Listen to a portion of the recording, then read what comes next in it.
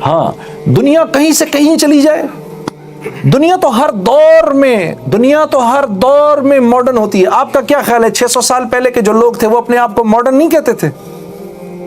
وہ نہیں کہتے تھے کہ ہم ماڈرن لوگ ہیں. قرآن میں افکن قدیم، کفار مسلمانوں کو کہتے تھے ہاذا افکن قدیم، یہ تو پرانی باتیں ہیں، گڑی ہوئی باتیں. ارے پرانی باتیں، جیسے ہم کہتے ہیں یار یہ تو پرانی باتیں ہیں. یہ 1400 سال پہلے بھی وہ کہتے تھے یہ پرانی باتیں ہیں. آپ یقین کرو یہ میں سنا کرتا تھا پرانی باتیں. لیکن میرے عزیز دوستو، جو عزت محمد صلی اللہ علیہ وسلم کی زندگی میں ہے، ہاں آپ یقین کرو مجھے تو یاد بھی نہیں. آپ کو خوش کرنے کے لیے، آپ کی تقویت کے لیے بتا رہا ہوں. آپ یقین کرو جب سے اللہ کے رسول کی تعریف شروع کی، نہ جانے کتنی مرتبہ رسول اللہ صلی اللہ علیہ وسلم کا سلام آیا ہے. ہاں آپ کو خوش کرنے کے لیے بتا رہا ہوں، فخر میں نہیں بتا رہا. ہاں آپ کی تقویت کے لیے. یقین کرو کہ یہ عزت والی زندگی ہے.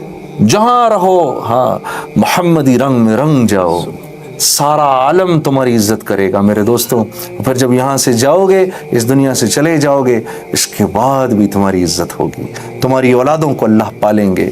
یقین کرو ہاں تمہاری اولادوں کی اللہ کفالت کریں گے. اللہ بڑے بڑے قدردان ہیں، بڑے قدردان ہیں. اچھا جی، آپ لوگوں نے گھر بھی جانا ہے، مجھے اس بات کا احساس ہے، لیکن کیا کروں، اتنی مشکل سے اتنا بڑا مجمع ملا ہے. اب آپ کو کنڈا ڈالے بغیر تو نہیں چھوڑوں گا میں. کنڈا ڈالنا ضروری ہے. ہم تبلیغی لوگ ہیں بھائی. ہم چاہتے ہیں کہ جیسے دنیا والے ہمیں تبلیغی کہتے ہیں، آسمان والے بھی ہمیں تبلیغی جانے. ٹھیک ہے نا؟ کیونکہ آپ کے تبلیغی کہنے سے ہمارا کام نہیں بنے گا جب تک آسمان والے ہمیں تبلیغی نہیں جانیں گے. ٹھیک ہے نا؟ اور تبلیغ کے امور میں جو ایک بہت ضروری اور قیمتی امر ہے وہ تشکیل کا ہے. ہاں تو ابھی ہم مجمع کو خراب کیے بغیر کہ بھئی یہاں پر ایک ہنگامہ شروع ہو جائے، اس طرح نہیں کریں گے، لیکن تشکیل ضرور کریں گے. ٹھیک ہے نا؟ تشکیل ضرور کریں گے. اب ایک بات کا خیال رکھنا، اگر کسی کے دل میں نہیں آ رہی تو وہ اس بات کو ذہن میں رکھے کہ اللہ کی طرف سے قبولیت کا معاملہ نہیں ہو رہا، کیونکہ بیان ہمارے بس میں ہے، تشکیل اللہ کے ہاتھ میں ہے. ٹھیک ہے نا؟ اللہ پاک تشکیل فرماتے ہیں.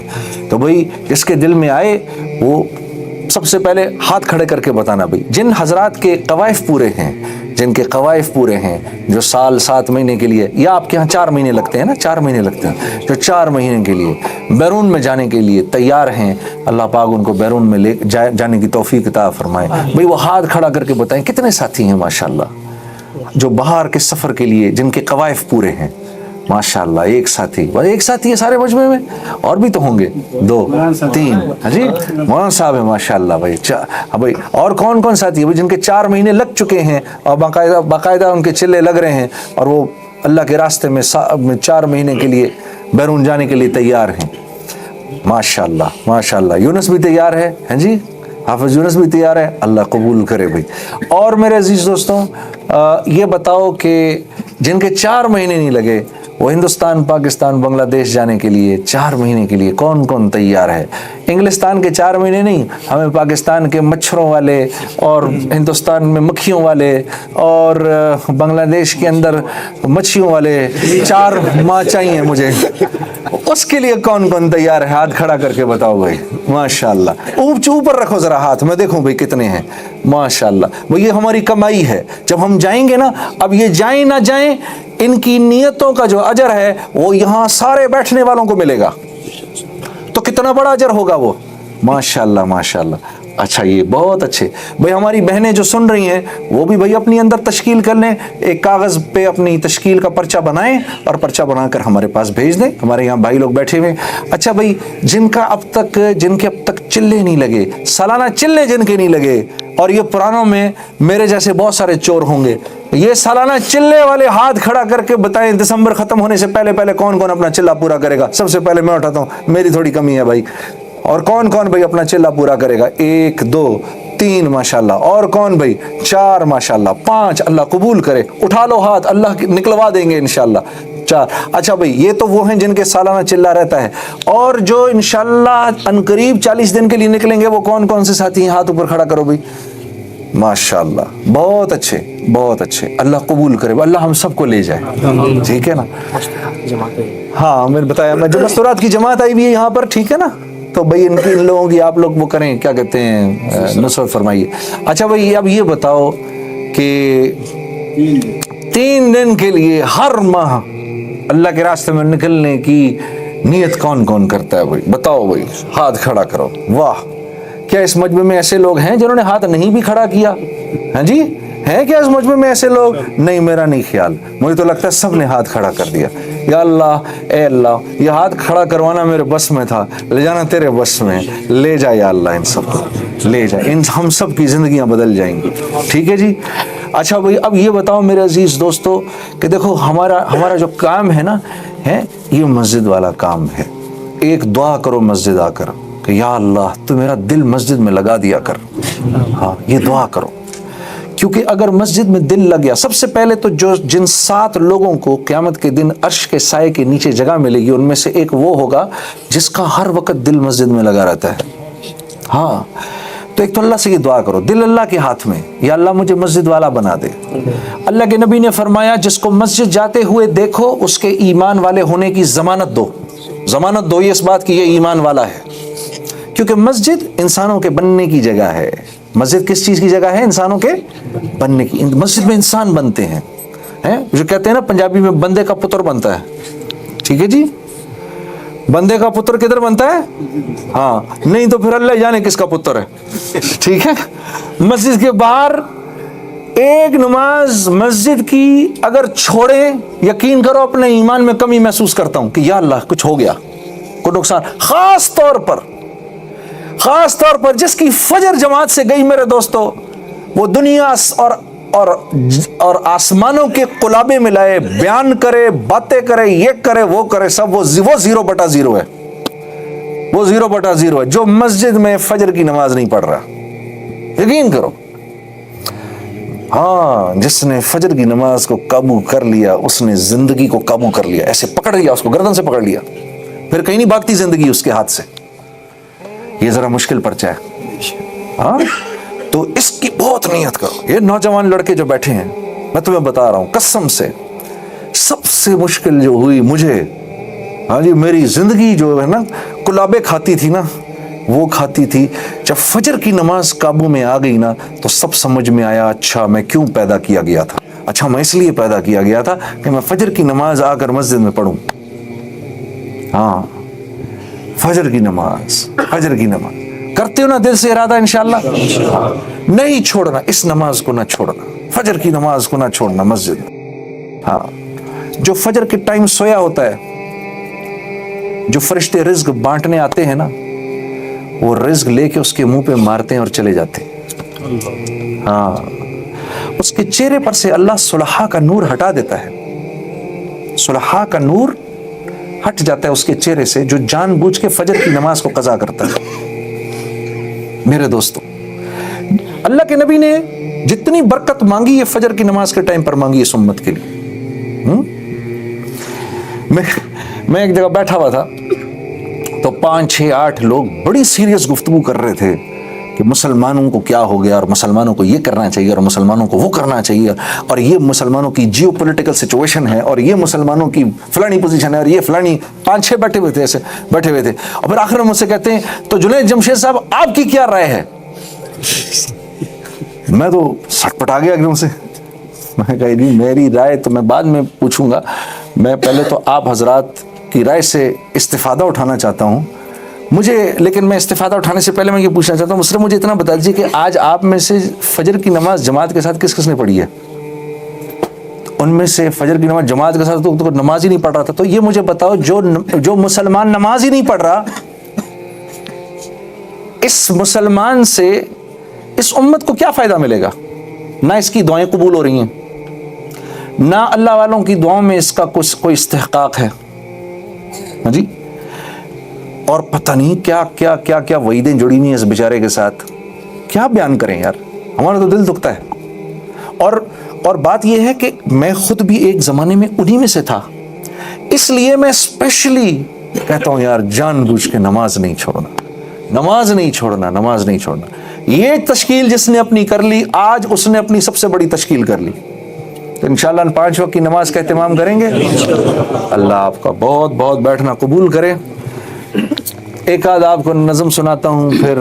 ہاں جی پشتو والے تو نہیں ہیں ادھر نہ موڑا. ہاں جی ہے جی پشتو والے، ہاتھ کھڑا کرو پہلے. میرے سوال کا جواب دو کہ موسیقی پشاور جا کر کیوں مر گئی؟ اچھا دیکھیں بھائی، ہاں یہ دیکھو یہ صحیح بات کی انہوں نے. بات یہ ہے کہ اللہ کی شان کہ میرے والد صاحب بھی جہانگیرے کے رہنے والے ہیں، پٹھان ہیں. تو اور میری والدہ جو ہیں وہ دلی کی رہنے والی مغلانی تھی. تو عجیب کمبینیشن تھا یہ. ہاں جی ہمارے ابا کو بات بات پر غصہ آتا تھا، ہماری والدہ ایک انتہائی نفیس خاتون تھی. ہاں جی تو یہ دونوں مکس ہم نے دیکھا، یہ دونوں ایک عجیب ہم نے مکس دیکھا. تو اس لیے بھائی اگر کوئی پٹھانوں کے بارے میں کوئی کچھ بول سکتا تو میں بول سکتا ہوں، آپ نہیں بول سکتے. آپ بولیں گے تو مجھے بھی غصہ آ جائے گا. ہاں جی یہ تو دیکھو یار، یہ تو اس دین کی برکت ہے. دیکھو یہاں کون کون بیٹھا ہے. ہاں جی ہم نے دین چھوڑا تو ایک دوسرے کی گردنیں پکڑ لی، دین پر آئے تو ایک دوسرے کی جانوں کے محافظ بن گئے. ہاں جی مسجد دیکھو یار، واہ کیا بات ہے. اچھا چلو 2 اشعار آپ کو سنا دیتا ہوں، ٹھیک ہے جی، زیادہ نہیں، پھر امجد بھائی کو بلاتے ہیں. پہلے میں آپ کو امجد بھائی کا ذرا بتاؤں. اللہ نے ان کو بڑی خوبصورت آواز دی اور پاکستان میں بڑا نام دیا، اور انہوں نے ماشاءاللہ سے گانے کی لائن میں بڑا نام کمایا ہے. جو پاکستان سے جن ساتھیوں کا تعلق ہے ان کو بہت اچھی طرح پہچانتے بھی ہیں. پھر اسی طریقے سے کسی اللہ والے نے ان کو دیکھ لیا، ان کو بھی پکڑ لیا، اپنے قریب کر دیا، اور وہ تھے جناب مفتی رفیع عثمانی صاحب دامت برکاتہم. تو حضرت مفتی صاحب ماشاءاللہ سے بہت بڑے آدمی ہیں. وہ بس جی انہوں نے ان کے ساتھ اٹھنا بیٹھنا شروع کیا تو اتنی گناہ کی زندگی بھی چھٹ گئی، اللہ نے چھڑوا دیا. اس لیے میرے عزیز دوست، مسلمان جو ہے نا، مسلمان اوف بڑا قیمتی ہے. کسی مسلمان کو بے قیمت نہ سمجھو. ہاں صرف جیسے کوئی بھی موبائل ہے، موبائل جب اس کو چارجر لگاؤ گے وہ فل ہو جائے گا، سارا دن تمہارا کام دے گا. ہاں جی اور مہنگے سے مہنگے موبائل کو چارج نہیں لگاؤ گے تو وہ اگلے دن بیکار ہو جائے گا. تمہارا یہ آئی فون 0 ہو جائے گا اگر اس کو چارج نہیں لگے گا تو. اور 20 پاؤنڈ 10 پاؤنڈ کے، ہاں جی 3 پاؤنڈ کے 2 پاؤنڈ کے موبائل کو بھی روز چارجر لگے گا تو یہ نفع دینے والا بن جائے گا. ٹھیک ہے تو ہمارا چارجر کیا ہے؟ انسانوں کا چارجر کیا ہے؟ دعوت. انسانوں کا چارجر کیا ہے؟ دعوت. دعوت اللہ سے لینا ہے، سیاست لوگوں سے لینا ہے. اس لیے سیاسی لوگ ہر وقت ذلیل ہوتے ہیں. سیاستدان بیچارہ شریف بھی ہوگا، وہ لائن ایسی ہو ذلیل ہی ہوگا. ہاں جی اس کے نصیب میں ذلت لکھی ہے. ہاں جی اور داعی دعوت دینے والا، ہاں جی وہ کسی بھی لائن کا کیوں نہ ہو، ہاں جی جب وہ لوگوں کو اللہ کی طرف بلائے گا تو لوگ اس کی طرف متوجہ ہو جائیں گے. ٹھیک ہے دعوت اللہ سے لینا ہے اور سیاست لوگوں سے لینا ہے. اور لوگوں کو دینا پسند نہیں ہے، لوگوں کو لینا پسند ہے. لوگوں کو کیا پسند ہے؟ لینا. اسی لیے تو یہ بیچارے سیاسی لوگ ہر وقت ذلیل کرتے رہتے ہیں. کیوں؟ یہ مانگتے ہیں آ کے ہم سے، ان کا مانگنے کا مزاج بن جاتا ہے. ہاں جی حاجی صاحب کے گھر پہ کوئی آئے، ہاں جی حاجی صاحب میرے بڑے، تو میں حاجی صاحب کی مثال دے رہا ہوں، حاجی صاحب ناراض تو نہیں ہوں گے؟ ہاں جی تمہارے کہنے پر نعت سنا رہا ہوں اس لیے تمہاری مثال بھی دوں گا. اب حاجی صاحب کے گھر پہ کوئی آ جائے، ہاں جی تو بیٹا آیا بھاگا جی، ابا جان وہ آدمی باہر کھڑا ہوا، وہ کہہ رہا ہے آپ نے اس کے 200 پاؤنڈ دینے ہیں.